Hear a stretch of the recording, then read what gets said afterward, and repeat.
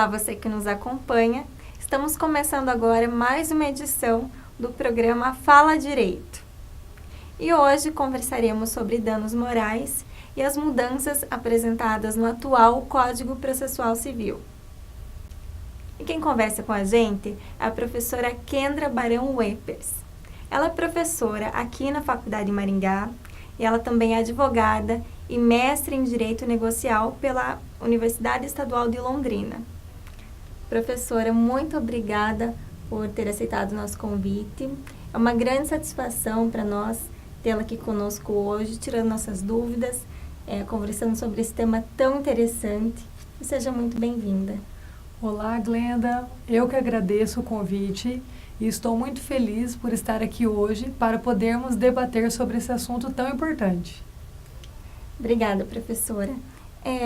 Explica para a gente o que são danos morais, para a gente entender melhor. Perfeito. Os danos morais, Glenda, eles estão previstos na Constituição Federal, artigo 5º, inciso 5, e também dentro do capítulo de responsabilidade civil, artigo 186 e 927. Não há um consenso atualmente para definirmos o que seja dano moral. Mas o que a doutrina entende é de que os danos morais estão atrelados ao artigo 11 do Código Civil, ou seja, aos direitos do nome da pessoa, personalidade, dignidade, imagem e assim por diante. Nesse sentido, nós costumamos dizer que os danos morais, eles também podem ser chamados de direitos extrapatrimoniais. Por quê? O lesado, ele não busca uma pecúnia em si, Glenda, mas sim a compensação daquele ato ilícito que foi praticado e que de alguma forma ultrapassou o mero dissabor daquela pessoa. Entendi. Então, a gente pode dizer que os danos morais, eles não são uma punição a quem cometeu o dano, mas uma compensação por um sofrimento, algo que cedeu de sabor que a pessoa venha a sofrer? Isso mesmo, Glenda. O objetivo principal do dano moral não é a pessoa ser recompensada por aquele dinheiro, mesmo porque se ela pudesse optar, ela jamais queria ter passado por aquilo, pela prática daquele ato ilícito e saborear aquelas consequências. Então, nesse sentido, a punição ao infrator vai ser mais por uma medida pedagógica, educativa, do que por uma medida punitiva em si. Entendi. E só um tipo de dano moral? É tudo classificado como dano moral nesse sentido? Ou há diferentes tipos, diferentes formas de dano moral? Perfeito. Glenda, nesse momento nós não temos também um consenso sobre os tipos, as modalidades ou a divisão do dano moral. A doutrina e a jurisprudência classificam o dano moral em 4 grandes divisões. A primeira delas seria o dano moral quanto ao dano psicológico. Então, o dano psicológico nada mais seria do que o sofrimento mental, ou seja, a repercussão psicológica da prática do ato ilícito causaria na vida daquela pessoa. Exemplo, um pai compra, por exemplo, um carro para o filho e o filho chama o pai para dar um passeio e naquele passeio o carro explode, vindo o pai a falecer. Então, o dano psicológico causado ao filho será tremendo, né? Uma segunda divisão que temos também do dano moral é referente ao dano estético ou físico. Esse dano diz respeito ao corpo, são as lesões eternas que serão causadas na vítima, perfeito? Então, podemos dizer, por exemplo, uma pessoa que está passeando pelo shopping e ganha de brinde um produto de uma perfumaria. Ela, muito feliz, chega em casa e passa o produto. Vamos supor que aquele produto cause queimadura em sua pele. Ela vai perder dias de trabalho, ela pode vir a perder o emprego. Então, isso vai trazer consequências em sua esfera física. Uma terceira divisão é quanto ao dano de imagem. Por exemplo, qual é a repercussão que aquele dano moral vai trazer na sociedade. Como as pessoas vão enxergar a vítima a partir do momento da prática daquele ato ilícito. Qual vai ser a extensão da exposição daquela pessoa. E, por fim, nós temos o dano pedagógico ou educativo, ou seja, a tentativa de inibir o infrator às práticas reincidentes. Por exemplo, toda vez que uma pessoa é lesada, o que se busca? Impedir que novas pessoas sejam, porque se eu fui lesada, qualquer pessoa da sociedade poderia ser. Então, tentar impedir uma insegurança por parte do coletivo. E quem pode postular uma ação por danos morais? Por exemplo, agora você falou que ao dano à imagem, se eu tiver uma empresa que teve imagem afetada, eu posso postular uma ação ou só pessoa física? Com certeza. Glenda, tanto pessoa física quanto pessoa jurídica podem postular a ação, tá? Essa ação vai ser proposta jurisdicionalmente, né? Pode ser proposta tanto no juizado quanto na justiça comum, a depender do limite de indenização. No juizado nós temos um teto de até 40 salários mínimos, e não existindo esse limite no fórum, certo? Uma questão muito interessante aqui a ser abordada é acerca do artigo 17 do Código de Defesa do Consumidor. Por quê? O artigo 17, ele fala sobre os terceiros equiparados, ou seja, aquelas pessoas que não têm uma relação direta com a relação de consumo, mas que porventura venham a sofrer com a mesma, né? Então, por exemplo, eu estou viajando para algum lugar na estrada e porventura o meu carro colide com um ônibus, uma transportadora, né? Por culpa do motorista dessa empresa. Eu não estou dentro do ônibus, eu seria responsável por isso? Por exemplo, eu poderia pedir a responsabilidade dessa empresa transportadora, né? Por exemplo, diante da extensão do dano, eu poderia sofrer um dano material e um dano moral. E, nesse sentido, eu seria legitimada ativa para postular essa ação. Então, todas as pessoas que forem lesadas na sua esfera íntima, dignidade, nome, imagem, personalidade, podem postular a ação pleiteando danos morais. Então, mesmo se eu fui lesada indiretamente, eu poderia estar postulando essa ação? Com certeza, o Código postula isso. Nós temos também algumas questões que hoje já são pacificadas, Glenda. Por exemplo, será que eu poderia acumular numa mesma ação dano material e dano moral? Então, é perfeitamente possível essa acumulação. Nós, no direito, chamamos de acumulação própria simples, porque esses pedidos são independentes entre si. O juiz pode entender que eu tenho direito ao dano material e não tenho direito ao dano moral, ou tenho direito aos dois, ou a nenhum, por exemplo. E outra grande discussão que já foi pacificada também é quanto à possibilidade de acumular danos morais e estéticos. Ou seja, é perfeitamente possível. Tanto o dano moral quanto o dano estético são autônomos em si. Danos estéticos seriam aqueles à imagem? Os danos estéticos, eles são aqueles que dizem respeito às lesões permanentes no corpo, por exemplo. Então, nós temos, por exemplo, aquela pessoa que fez uma cirurgia plástica e ela estava contando com uma obrigação de resultado. O cirurgião, ele se comprometeu em garantir um resultado.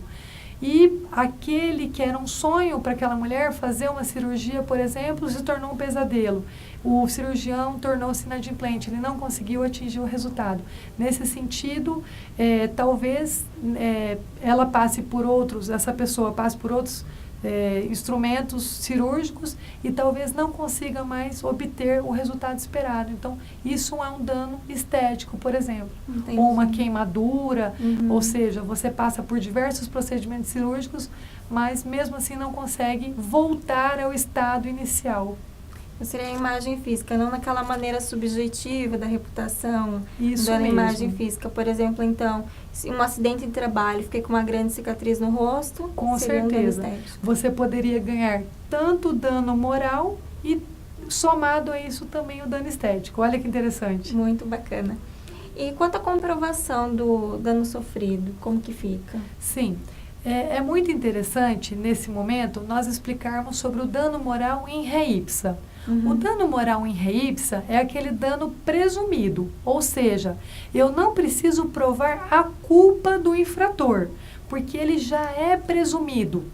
Um exemplo muito comum na prática é quando eu vou numa loja comprar um produto e eu dou vários cheques pré-datados. Nesse momento, eu estou, através da minha boa-fé, estou fazendo um pacto com o vendedor do produto. Olha, confio que você vá depositar os cheques no prazo que nós pactuamos. Se porventura houver a quebra dessa confiança, ou seja, aquele fornecedor depositar antes do prazo que nós pactuamos os cheques, nesse sentido, eu não preciso provar, senão o extrato bancário de que esses cheques foram depositados antes do prazo. Ou seja, eu não preciso provar que houve uma má-fé do fornecedor. Esse é o chamado dano moral in re ipsa. Em contrapartida, existem outros danos morais que não são provados por si só. Nesse caso, como eu posso prová-los? Através de provas documentais, atas notariais, né? Nós tivemos uma jurisprudência do STJ atual colocando em xeque-mate a credibilidade das conversas de WhatsApp. Então, nesse sentido, como profissional, o que nós indicamos? Faça a ata notarial das conversas de WhatsApp, né? E também através das provas testemunhais. E ainda falando de danos morais, quanto ao Código Processual Civil de 2015, que mudanças ele veio a trazer para a gente nesse sentido? Glenda, a principal modificação que o novo CPC trouxe foi a previsão do artigo 292, inciso 5, no tocante ao momento da propositura da inicial. Ou seja, qual é a diferença do código anterior para o atual?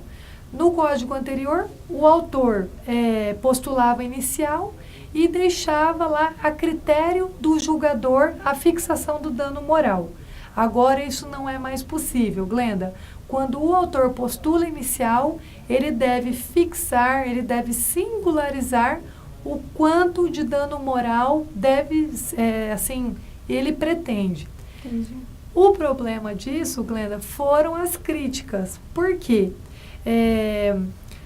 Todos nós sabemos que a responsabilidade pelo julgamento é do magistrado. Ele faz isso diariamente, ele está acostumado com isso. E muitas vezes um autor que está ali postulando uma demanda por algum sofrimento que ele tenha passado, ele vai passar por isso uma única vez na vida. Então, ele mesmo não sabe postular o montante do sofrimento que ele teve. E outro pensamento também que temos é a questão de que nós temos um artigo no Código de Processo Civil, que é o atual 324, parágrafo 1º, que ele traz a possibilidade de formularmos petições com pedidos genéricos. São 3 hipóteses taxativas. Nas ações universais, que não é possível prever do início, mas, por exemplo, no inventário, qual é o patrimônio deixado pelo decujus, por exemplo. Naquelas em que o ato ilícito ainda está repercutindo na vida da pessoa, ou quando o objeto da ação ainda está em poder do réu, ou seja, o valor da condenação depende de um ato praticado pelo réu para que o autor possa singularizar. Vamos pegar o segundo caso, um acidente de trânsito.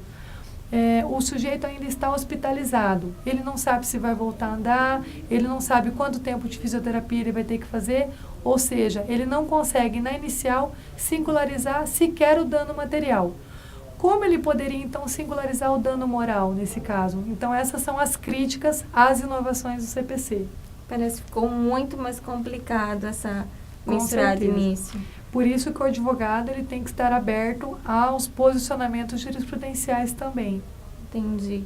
E seria possível, com essas mudanças no novo Código Processual Civil, entrar com um pedido para aumentar o valor que o juiz estabeleceu? Recorrer quanto ao valor que foi determinado? Bom, na nova sistemática do CPC, se você pediu R$30 mil por dano moral. E ele, vamos supor, que ele tenha dado os 30 mil, não haverá lógica você entrar com recurso para pedir mais do que isso. Porque, em tese, se você pediu os 30 mil reais, é porque você considerou que isso seria o ideal, né? Agora, se você pediu, se você fixou 30 mil reais e o juiz entendeu que, de forma justificada, o seu direito se pautava em 20 mil. Toda vez que você não tiver a sua pretensão a seu contento, você tem a possibilidade do duplo grau de jurisdição. Você pode pleitar o recurso devido e tentar convencer o segundo grau de que a sua pretensão é devida. Então, continua sendo possível recorrer caso considere o valor injusto. Com certeza. Muito bacana. E falando dos beneficiários da justiça gratuita, eles podem ser condenados à sucumbência? Bom, os beneficiários da justiça gratuita são aquelas pessoas hipossuficientes, são pessoas carentes que, para os termos da lei, não têm condições de custear as custas do processo sem prejudicar o seu próprio sustento. Nesse caso, Glenda, a condenação existe, mas ela fica condicionada àquela condição de hipossuficiência da pessoa. Ou seja, se a condição de hipossuficiência modificar-se com o tempo, ela pode responder com seu patrimônio. Mas caso permaneça a condição de hipossuficiência do cidadão, ele não terá que responder com seu próprio patrimônio. Entendo. E colocando numa situação que o litigante é em parte vencedor e vencido, o que aconteceria nesse caso? Sim, o ordenamento jurídico brasileiro fala que quando há uma procedência recíproca, ou seja, o autor ganha proporcionalmente e o réu também, nesse caso, via de regra, eles responderão pelas custas proporcionalmente. Mas há uma súmula, Glenda, que é a 326 do STJ, e ela informa o seguinte: mesmo que eu tenha formulado uma fixação de danos morais e eu não tenha vencido na proporção maciça da minha pretensão, nos danos morais eu não responderei pelas custas nesse caso. Interessante, né? Muito interessante. E, então, a gente pode concluir que essa mudança no Código Processual Civil de 2015, ela visa evitar que o beneficiário busque o enriquecimento por vias de ação de danos morais? De certa forma, sim, Glenda, porque ela visou inibir aquela indústria do dano moral. Qualquer coisa que acontecesse, o cidadão já se sentia lesado e buscava 300 mil reais de dano moral. Então, essas inovações realizadas pelo legislador foram positivas, né? De forma a tentar trazer uma reflexão da própria parte. Parte, você foi lesado, tente fixar o seu dissabor, né? Mas, em contrapartida, o Código de Processo Civil atual, ele trouxe uma dinâmica muito maior para as partes, porque ele incentiva a mediação, as partes podem, a qualquer momento, sentar, criar as regras específicas do julgamento e assim por diante. Então, eu acredito que o novo CPC, ele seja muito mais democrático e acessível para as partes. Foi positiva, as mudanças foram positivas, com certeza. Então, colocando na balança, só veio a beneficiar aquelas vítimas de dano moral. Com certeza. Muito obrigada, professora Kendra, pela presença, por ter vindo a elucidar nossas dúvidas, por ter aceitado nosso convite. Mais uma vez agradeço. Foi muito interessante, muito esclarecedor e muito produtivo. Glenda, eu que agradeço. Obrigada pela participação. E deixamos aí para todos os ouvintes, né, como é importante o tema de danos morais. É um tema que tanto em níveis acadêmicos, mas em níveis práticos, todo profissional, uma vez na vida, vai ter contato com isso. Então, fica a dica para todos os nossos acadêmicos e, mais uma vez, obrigada pela participação. Eu que agradeço. E obrigada a você que nos acompanhou nesta edição do programa Fala Direito. Você também pode participar enviando suas dúvidas ou temas para tratarmos aqui no nosso e-mail. Vejo você no próximo programa. Até lá!